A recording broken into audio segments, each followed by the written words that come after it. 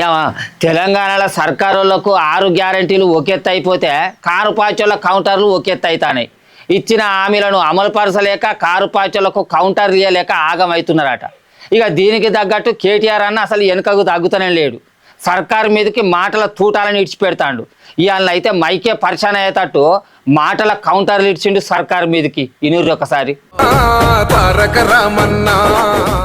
ఇవాళ సూర్యాపేటల car party కార్యకర్తల meeting కాడికి పోయిండు కేటీఆర్ అన్న.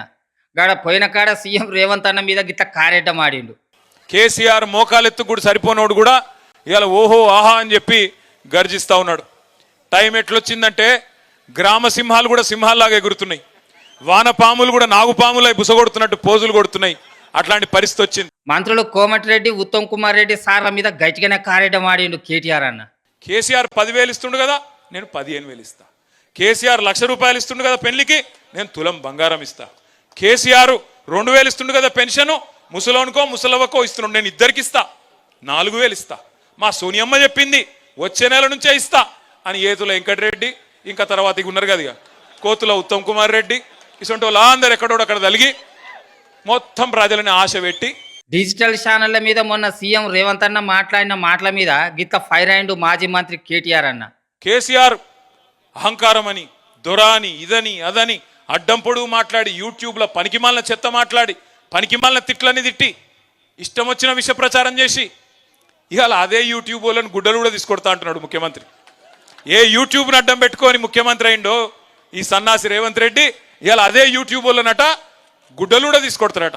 డిజిటల్ ఛానళ్లను వాడుకొని సీఎం అయ్యి ఇప్పుడు గదే డిజిటల్ ఛానళ్ల మీద పడుతున్నాడట సీఎం రేవంత్ అన్న.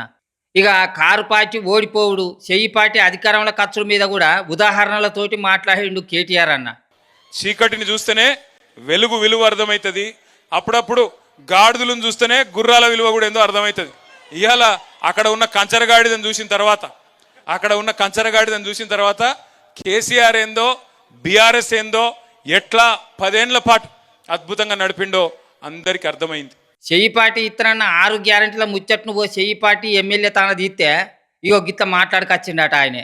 ఒక కాంగ్రెస్ సీనియర్ ఎమ్మెల్యే కలిసి నేనన్నా ఏమన్నా 100 రోజులు అంటిరి, ఏమైనా 6 గ్యారెంటీలు అన్నా. 100 రోజులు అన్న, మొదటి 100 రోజులు అనలేదు కదా, ఆఖరి 100 రోజులు ఇస్తామంటుండు. ఇవన్నీ ప్రజలకు చెప్పాలి. ఆఖరి 100 రోజులు ఇస్తారట. 100 రోజుల్లో 6 గ్యారెంటీలను అమలు చేస్తామన్నారు కదనే అని కేటీఆర్ అన్న అడిగితే 100 రోజుల్లో అన్నాం కానీ ఏ 100 రోజులు అనేది చెప్పలేదు కదా, ఆఖరి 100 రోజుల్లో జీతం తీయరాదు అని అన్నాడటగా చెయ్యి పార్టీ ఎమ్మెల్యే. మరి ఆయన ఎవ్వలో ఏమో తెలియదు కానీ మంచిగానే కారెడ్డం ఆడిండు. ఇక చూడాలి మరి ఇక 6 గ్యారెంటీలు ఎన్నడు అమలవుతాయో ఎన్నడు మార్పత్తదో అని ఎదురు చూడబట్టిరు తెలంగాణ పబ్లిక్.